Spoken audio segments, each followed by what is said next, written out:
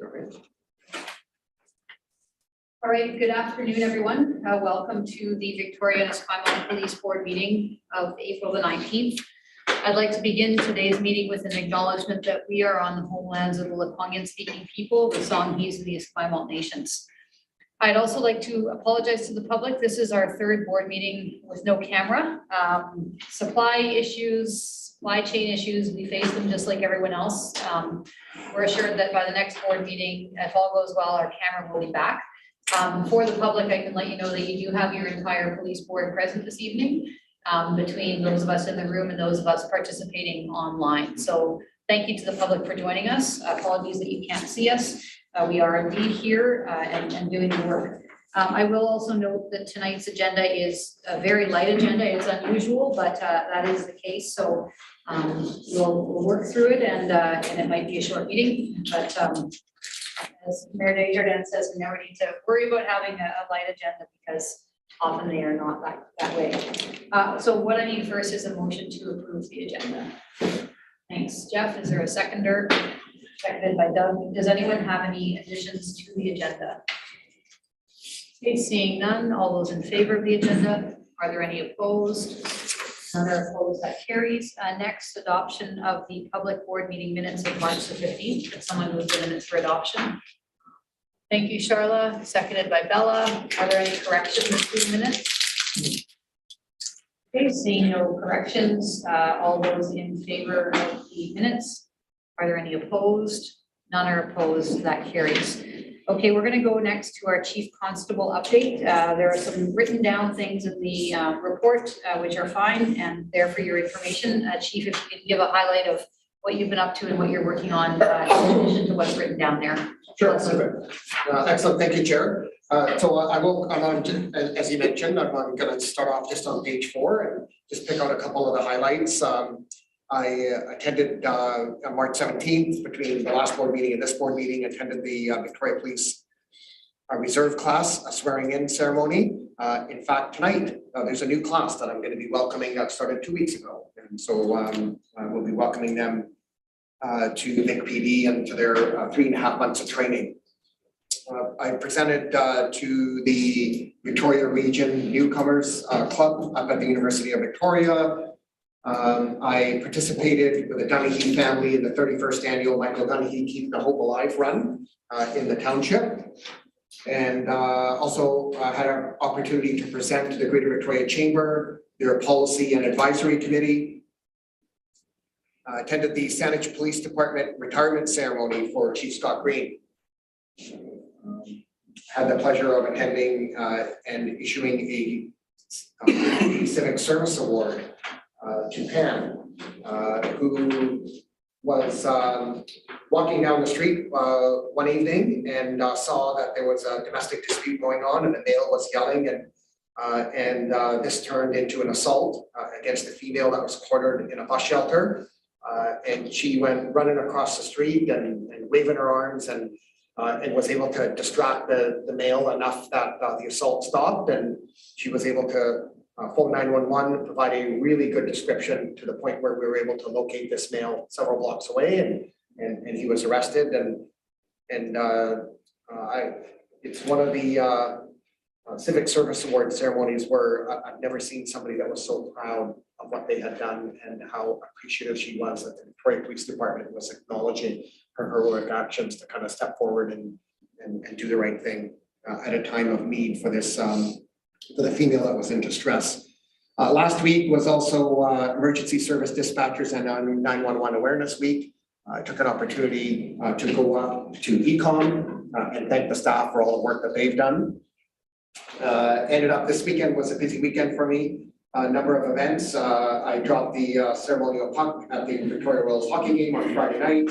Also presented the Community Service Award to one of the players on Saturday. I was with Mayor Desjardins and Inspector Michael Brown at the HMCS Esquimalt Memorial Service to recognize the 44 heroes who lost their lives 77 years ago. And as I mentioned tonight, I'll be at the reserve class, welcoming the new class. I also wanted to, Chair, if I could just, it's been a busy few weeks between the last board meeting and this meeting, and I just wanted to highlight some of the great work that our officers and staff have been doing. And sometimes the board members see the news release, but I think it's really important to kind of highlight some of the great work that our officers are doing and how busy we are as a police organization. I'll start off from the earliest and work my way to the latest. The first one was our officers responded in a 2600 block at Gowler Place to it was a suspicious circumstance where somebody just wasn't kind of acting right. Our officers attended, and as they attended, they saw a male in the group that started walking away. As the officers are approaching, the male started to run. He ended up throwing away a loaded handgun that our officers were able to recover. He fled towards a number of townhouses and in attempts to flee from the police, ran into the residence that was occupied by a father, a mom, and her 2 young children, and basically blew through their kitchen, which caused a tremendous amount of chaos and panic. The father now engages the suspect. Mom actually jumped out the window with one of her kids, had to come back in to retrieve the second kid. Police are responding, trying to locate where this male has run to. And at the end of the day, we were able to, through a number of backyards and neighbors yelling, we're able to arrest this individual. The suspect was transported for non-life-threatening injuries with his fight that he had with the dad at the residence. Another one was a bit of an odd kind of event where there was a machete assault that occurred in Beacon Hill Park. But how we learned about it is the suspect gets driven to the hospital. The victim gets driven to the hospital by the suspect. So we did not know it until hospital notified us and said, look, there's somebody suffering from a fairly significant stab wound. And so we go and talk to the individual, and they had potentially life-altering injuries to their arm. And while we're there, the suspect who had dropped off the victim came back to the hospital. So we're actually able to make the arrest, which is kind of unusual, but where our officers then were able to secure the crime scene at Beacon Hill Park and locate where the attack had actually happened. And that involved a number of officers, including officers from our detective division, major crime unit, and our forensic identification section, as we try to kind of secure evidence on a pretty serious assault. A couple other incidents that I wanted to highlight for the board is there's a string of armed robberies that were occurring both in Victoria and Saanich. And Vic PD officers responded one morning at about 10:30 in the morning to a male that was armed with a knife that had gone to business at the 700 block of Bay Street, kind of at Bay and Blanchard, not too far from the police station. Our officers got a good description. This individual had gone behind the counter, brandished a knife, and demanded cash. Staff luckily were not physically hurt, and our officers within minutes were able to locate this individual. We recovered the knife and the cash. And this suspect did bear close resemblance to the suspect that was wanted in similar robberies, knife point robberies in Saanich as well. So working with the Saanich detectives and whatnot, making sure that that individual is held in custody. The other thing, a couple more things. One is, this speaks to the value that we have on the Vancouver Island Integrated Major Crime Unit. So it's the IHIT model, it's the homicide squad that we have, and Vic PD is a partner in this regional squad. But 2 years ago, we finally ended up charging somebody where Vic PD had responded 2 years ago in March to a multi-unit residential building in the 3000 block at Douglas Street, and a male was injured after being assaulted with a weapon. And he had suffered serious injuries. He was transported to hospital. He was in critical care. Unfortunately, he passed away about 7 or 10 days after that serious assault. And our Vancouver Island Integrated Major Crime Unit assumed conduct of this homicide investigation. And here we are 2 years later, and the detectives working on that file, working with the Toronto Police Service and the Peel Regional Police, arrested an individual in Mississauga, Ontario. So the BC Prosecution Service has approved a charge of second-degree murder. It just speaks to the complexity sometimes of not just locating who the suspect is, but the investigation that it takes to actually lay a criminal charge of second-degree murder. Last two things I'll just highlight are the work of our Strike Force unit. They continue to do amazing work. As the board's well aware, we don't have a crime reduction unit, so a lot of the responsibility falls to our Strike Force unit when it comes to interdicting in drugs, guns, gangs, and making sure that our streets are kept safe and that criminals know that the Victoria Police Department will not allow anyone to establish their criminal enterprises within our policing jurisdiction. In this case, this is a 2-month investigation. It started with suspected drug traffickers with ties to the Lower Mainland gang conflict who are operating in Victoria.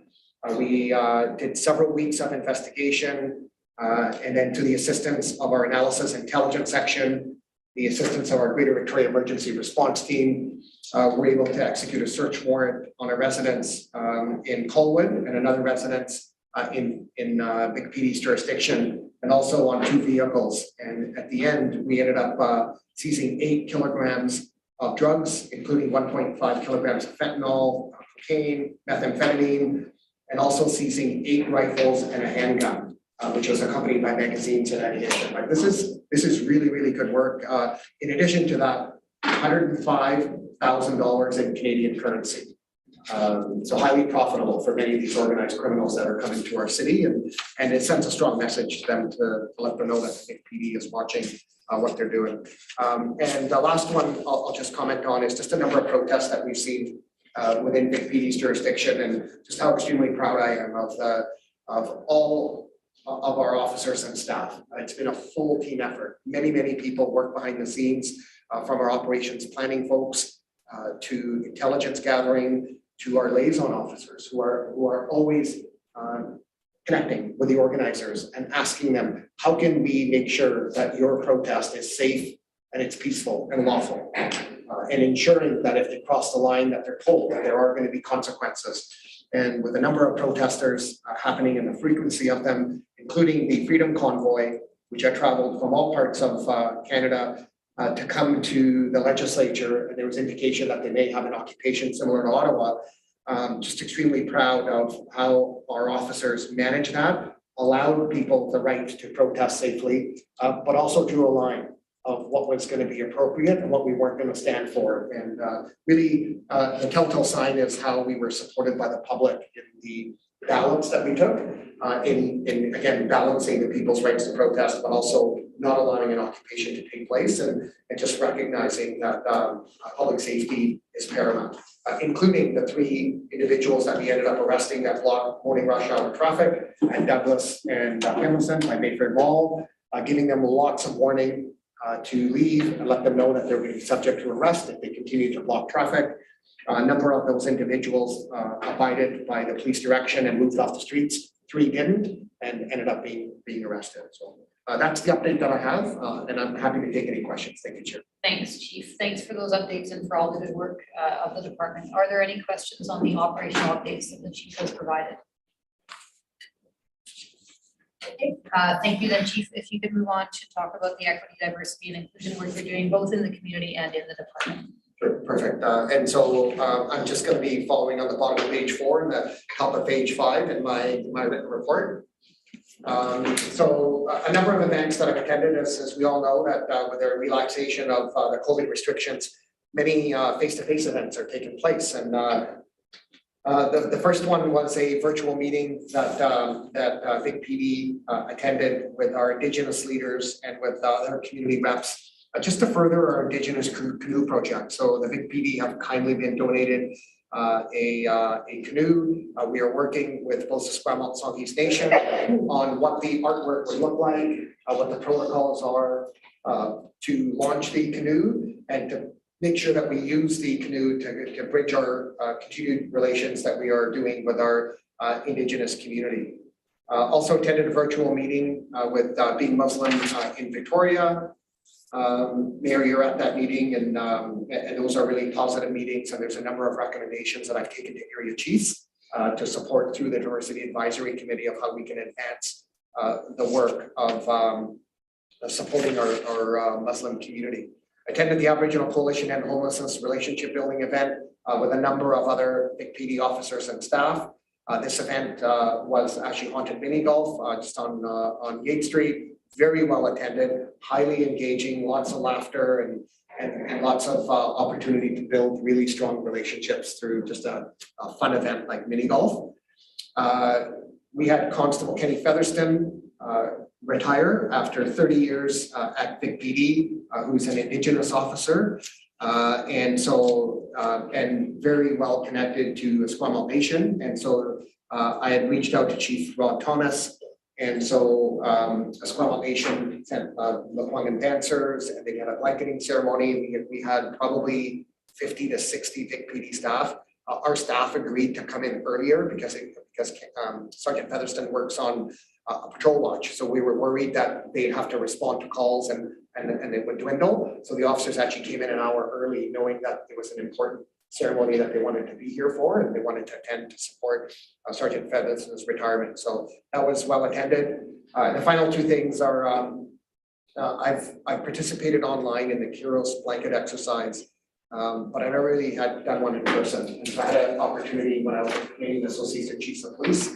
The board of directors decided that we were going to do one together as an opportunity learning activity. And so I have done it. It was my second time, the first one that I did it in person, and just extremely humbling to trace back the history and the relationship between settlers and Indigenous people in Canada.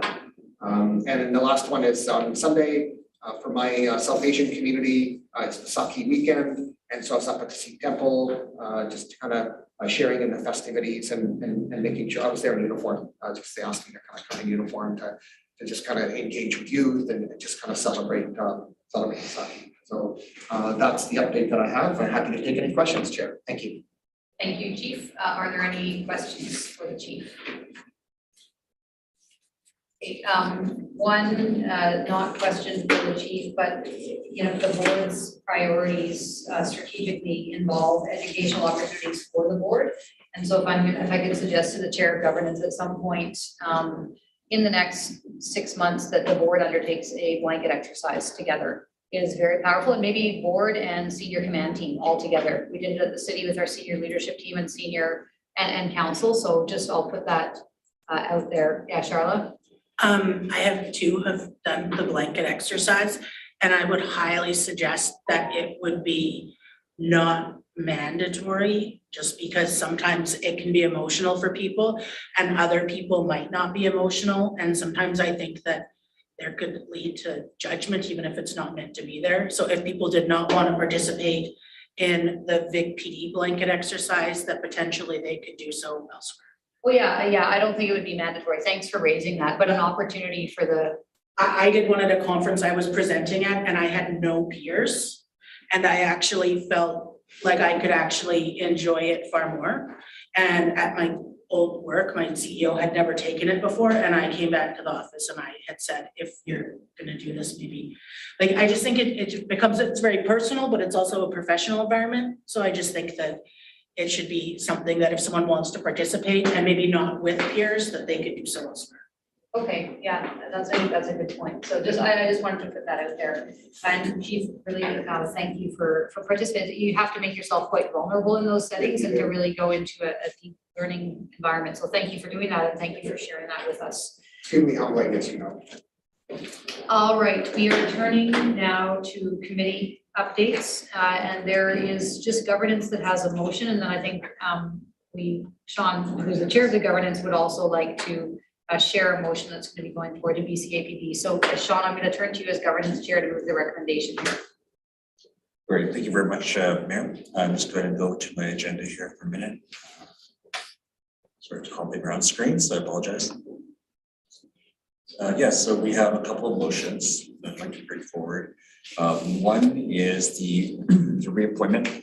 So for those following along, BCAPB stands for the British Columbia Association of Police Boards, and all municipal police boards have a representative, typically 2 individuals from their community boards, police boards that are asked to serve. And the motion is basically asking that the board appoint board member Charlotte Huber as director on the BCAPB executive board, and that board member Michaela Hayes be appointed as alternate. For those also following along, we are lucky that Charlotte is not only a director, but also the president of the BCAPB. So we felt that it was only natural to continue that reappointment. So that's the motion that we have on the floor. Can I get a seconder to that motion? Thank you. Okay, any discussion on the motion? Okay, thank you to both of you. Thank you to Charlotte for your continued service and Michaela for being willing to step in. All those in favor of the recommendation? Are there any opposed? None opposed, that carries. And then the second one is an update from a committee meeting that is here for the public's information. So Sean, do you want to give us the background and the wording of the motion? Yeah, absolutely. So continue on the CAPB theme here. So the CAPB has its annual conference, and one of its objective is to get a call out for directives and motions, if you will, resolutions. And each board makes its pitch to the CAPB, the CAPB as advisory committee, which then will basically filter down. And if our resolutions are selected, those resolutions get spoken about and voted on at the BCAPB executive portion of their meeting, which will of course happen in end of May, the overall conference, which will be to take place this year. So the board has had a couple of motions, but one that we're ready to push forward today, which I'm going to read out the resolution, and try to go back to the bottom of my screen, so I apologize, so I can find it. Switch screens actually. I'm going to read it out. So just a moment here. Okay. So this is submitted by the Victoria and Esquimalt Police Board, and the resolution reads that the provincial and federal government fund resources and introduce innovative and administrative sanctioning through legislation for managing cases. I looked the wrong one. Oh, my apologies. I looked at the wrong one. This is the other one. Sorry. Let me read this again.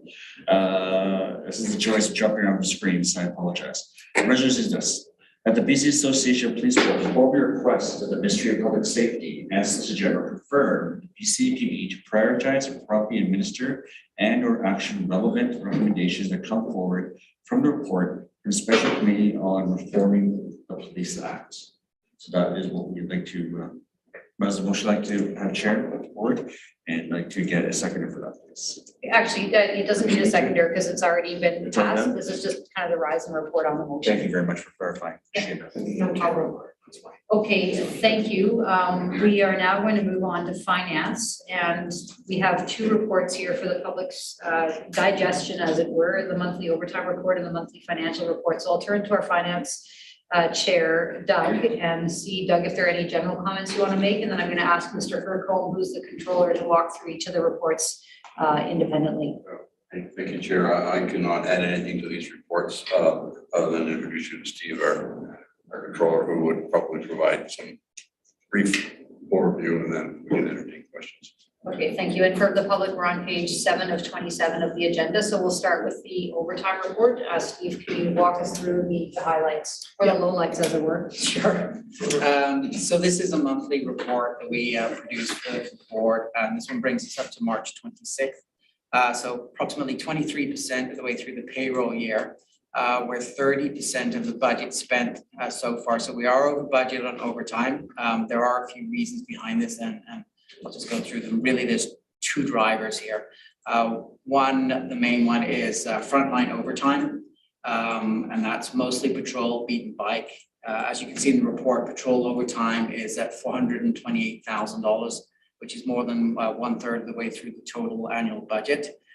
This is driven largely by a few factors that we've had in the first quarter. We've had COVID sickness.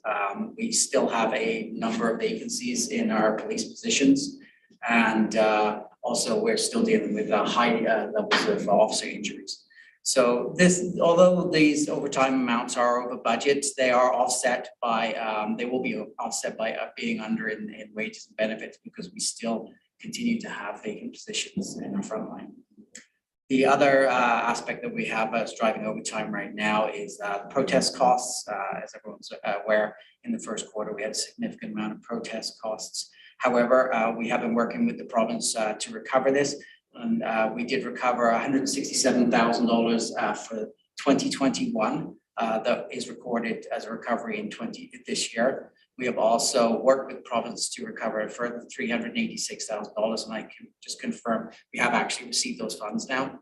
A portion of those, significant portion of those will be for, to cover for the use of outside agencies, so that those expenses don't show as overtime, they'll show elsewhere in the financial statements. So for next month's report, because none of those, that recovery has not been recorded, they'll be netted out, and I'll disclose that separately in the report, so it's clear. That's basically where we're at for overtime, right? Great, thank you very much. Are there any questions? Okay, just for the public, the reason we're tracking overtime is because it is a significant cost driver, and with the number of vacancies and having to call in people to come on shift just to fill up the patrol minimums, this is a concern for the board, and so we are watching it very carefully. I do have one question, which is, how is our recruitment drive going? You mentioned that we're still down a number of officers. We put out the call for new officers that are exempt. We also agreed that we would fill positions not going above strength, but that there were those 13 officers that were going to be hired in addition, in a way that Mr. Hercombe figured out was financially prudent and also viable. So how many new officers, exempt officers, have come on board, and how many more do we expect to have coming? Sure. Inspector McRae, can I just get you to kind of provide an update, and then after you're done, I'd like to just provide a general comment. Thank you. For sure, thank you.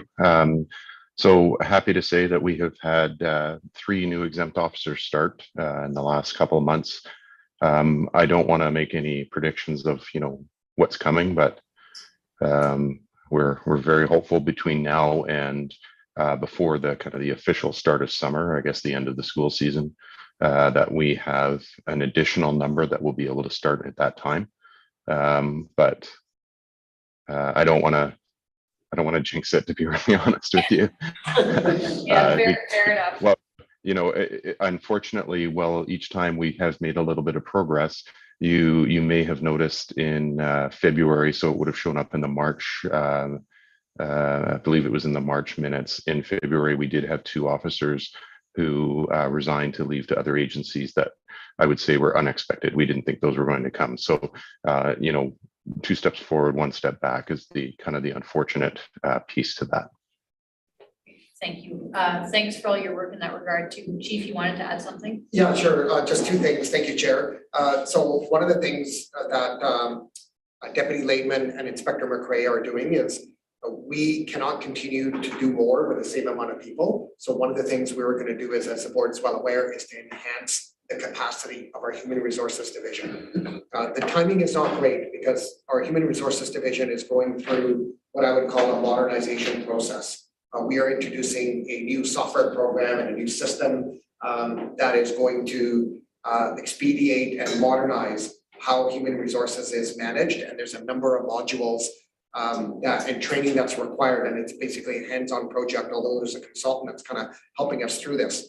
So that has to be managed. I know that Inspector McRae is all over this, of looking at retired Vic PD officers, looking at others that can be added on through contract to increase our capacity. So come through the summer months, as staff are taking holidays and whatnot, we will continue and are able to continue to process people through the number of steps. But the biggest challenge is cost of living. Housing, cost of living. People really want to come to Victoria. They want to police in the capital city of the province. And we do have a high reputation across this country of being a progressive police organization. The challenge, though, is if you're coming from a part of the country where cost of living is significantly less, unless you have family here, it is a significant barrier. So again, we're trying to overcome that as best as we can. Yeah, thanks for that. Yeah, I mean, just anecdotally at the city, we're hiring at, a very senior level, a particular position, and the person can afford to buy or rent pretty much anything with that salary, but there's nothing to buy or rent. So I think that's another topic altogether, but it's not surprising that we're finding that same constraint when we're trying to recruit police officers. If I could just add, sorry, Chair, just along those lines, and we do spend a lot of time speaking about hiring police officers, hiring for police positions. We are experiencing significant challenges and continue to have challenges hiring, our civilian positions, the professional civilian positions that, 3 and 4 years ago we would have had people clamoring, to be honest with you, to get roles within an agency such as our agency, being, you know, all of the benefits that come with government and pension and pay and time away and work experience. We are struggling to fill those. In fact, we've got a part of our meeting tomorrow morning for our senior management meeting. I have a detailed memo to share with our management team to go through some of the positions that we have both on the civilian and the sworn side that we need to fill, and a bit of a strategy and an order to try and fill those. But saying we want to fill them and actually being able to recruit and fill those positions, and I'm sure you're finding this in the city as well, is sometimes two different things. It's very, very challenging for a variety of reasons, cost of living being easily the number one. Yeah, thank you. Thanks for raising that. I mean, I guess the thing we need to do is build more housing, but that is not the jurisdiction of this police board here. That's the jurisdiction of us in our home government places. Thank you for that. Let's move on to the quarterly financial update. Again, just a high level update, Mr. Hercombe. Yeah, and just moving on from that segue on the staffing issues, you'll see in the report here that we're slightly above budget. However, that's largely due to temporary effects. So salaries and benefits is showing slightly over budget. However, we front end load our benefits at the beginning of the year. So they show higher at the beginning of the year, and then they go down later on in the year. So as we have a number of vacant positions, both civilian and police, those, as we get into the second quarter, the salary and benefits numbers will actually go below budget. And that will offset the overages that we have in overtime and probably then some, which is what we've had in the last couple of years. We end up with surpluses we didn't really want just because we don't have positions filled. The other item just to point out is retirement costs. We have a budget of $100,000 for retirement. At the end of March, it was already $313,000. That's not unexpected. We did know that as when we were going to the budget, and we have a healthy reserve to offset that, approximately $9 million sitting in there now. So capital, you'll see the capital expenses are high. That's just because we have commitments of for purchases that we didn't get in last year due to supply issues. So we had a couple of vehicles that didn't make it in on time, and also we have a number of IT replacements that got rolled over just because we didn't get them in time. But other than that, we're on budget. I expect us to stay in budget. Okay, thank you very much. Any questions on the monthly financial report? Okay, seeing none, that takes us to the next item on the agenda, which is board co-chairs update. Just one update from myself and Mayor Desjardins, and that has to do with the 2022 police budget.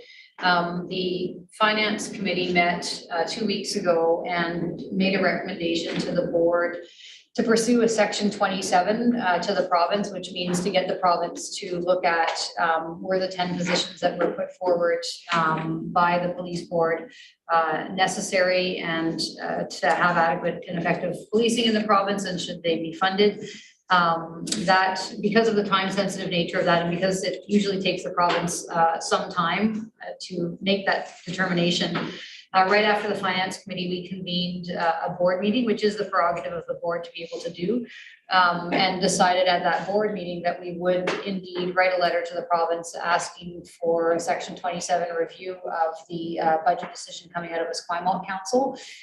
So that will be minuted and put up on the website. So if anyone wants to go and read about it, they can.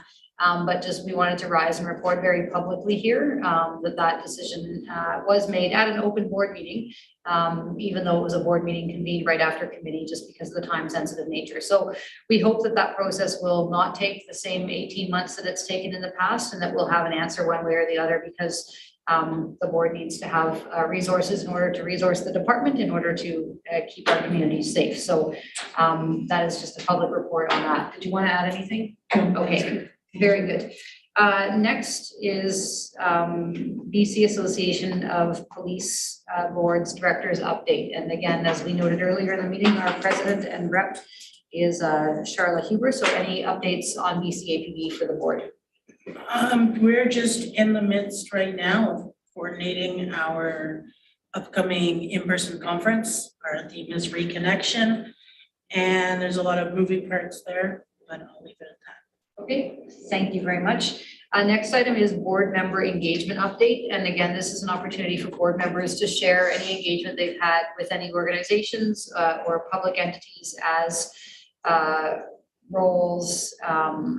their roles rather as board members. So the floor is open if anyone wants to share anything that they've been up to. Yeah, Charlotte, go ahead. I attended the blanketing ceremony here at Big PD for the retiring Indigenous officer, and it was a wonderful evening, and to see the dancers and Indigenous representations, and more so to see people from outside organizations coming to the ceremony to witness it, and to hear some wonderful stories about his time here at Big PD. And I think it's one of those things that we always hear these nice stories when people are leaving, but we know that these nice stories are happening all the time. So I really appreciated the invite and attending.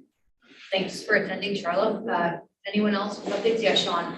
Yep, a couple items. One, through you, Mayor, thank you for using us to the Muslim Youth Society to train the operator, and in return, they invited myself, as representative PD, to attend their grand opening of their library, the youth library specifically, which is a corner of Government and Bay, which is open to the public, which is a fantastic resource.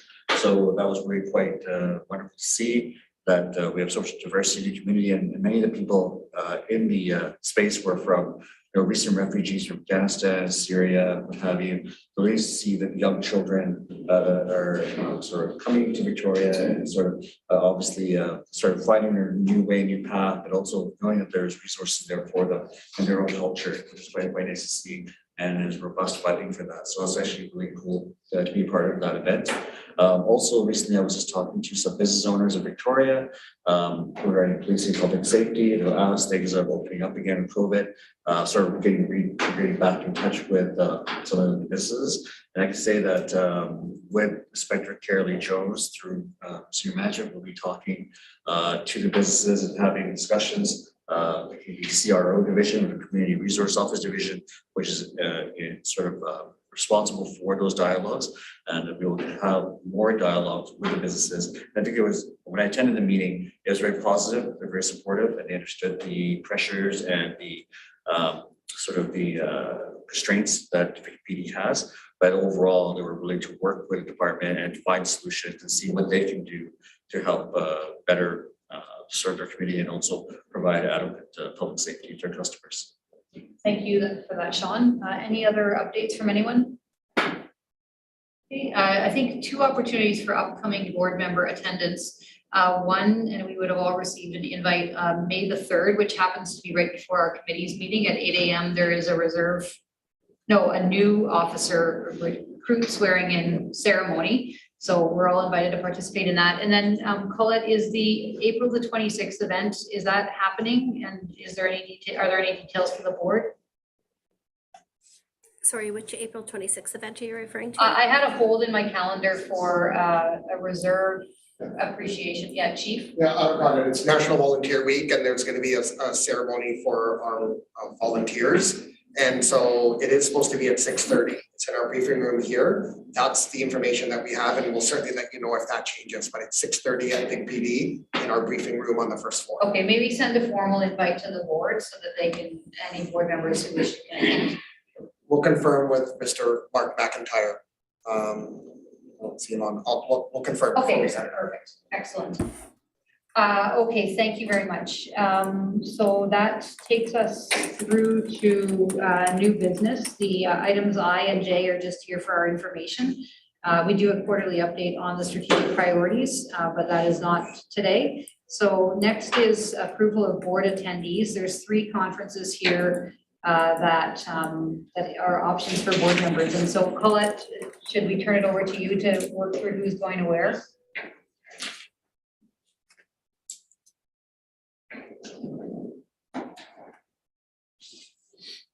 Okay, Colette is on mute. Who would like to? Sorry. Oh, that's okay. Sorry, can you hear me now? Yep, now we can hear you. Okay, so Sean Dillon has expressed interest in attending the Institute of Corporate Directors. The board needs to approve it because there is a fee for that. We don't have any interest yet in the CAPG, and we have Michaela and Paul interested in KCOL, so we just need to confirm all the attendees so I can get everybody registered. Okay, perfect. So does anyone else wish to attend the Institute of Corporate Directors, that the day-long program? I think it's on May the 5th. Okay, so we need a motion then to authorize Sean's attendance. Thanks. Moved by Doug, moved by Paul, seconded by Michaela. Any discussion? All those in favor? Any opposed? None opposed, that carries. And then KCOL is Michaela and Paul. Okay, anyone else wish to attend that conference? Sean? Virtually affected. Virtually, okay, so Michaela and Paul will attend in person, and then Sean will attend virtually. Okay, Sean will attend Sorry, virtually, so Chair, we can I also be included to be attending virtually? yes, thank you for busting in there, you sure can. So 2 virtual attendees and 2 in-person attendees. Can I have a motion to authorize that? Thanks, Jeff. Is there a seconder? Thanks, seconded by Doug. Any discussion? Okay, all those in favor? Any opposed? None opposed, that carries. And then Colette, you said no one had expressed interest in the Canadian Association of Police Governance. That's okay, we don't all need to go to everything, but is there anyone who wishes to attend? I'll Sean? attend virtually. Okay, Sean will attend that virtually. Anyone else? Okay, a motion for Sean to attend that conference virtually. Just be afraid of, there is an option up to 5 attendees to go virtual. So if people want to change their mind, if those come in. Perfect. Yeah, I Okay. might be interested. Okay, so the cost is one cost for 150 5. Up for 5. Okay, yeah, perfect. virtual. So Okay, maybe so we let's- just motion pass that motion. Up to 5. Yeah, okay, so the motion then will be to pay the virtual fee. Would someone move that motion, virtual fee for CAPG? Thanks, Paul, seconded by Jeff. And with the understanding that up to 5 of us can attend if we so desire. And then just please do let Colette know, because she'll probably need to register whoever wants to go. Sean for sure, and maybe others. Okay, all those in favor? Any opposed? None opposed, that carries. And then the final portion of the public agenda are the commendations, and this is for information only. I'm just scrolling through, there we go. So there's nothing to be done except to recognize the good work of these officers and thank them for their service, and thanks for the public for taking the time to write in and recognize them. Okay, we need a motion to adjourn this meeting. Thanks, Sean.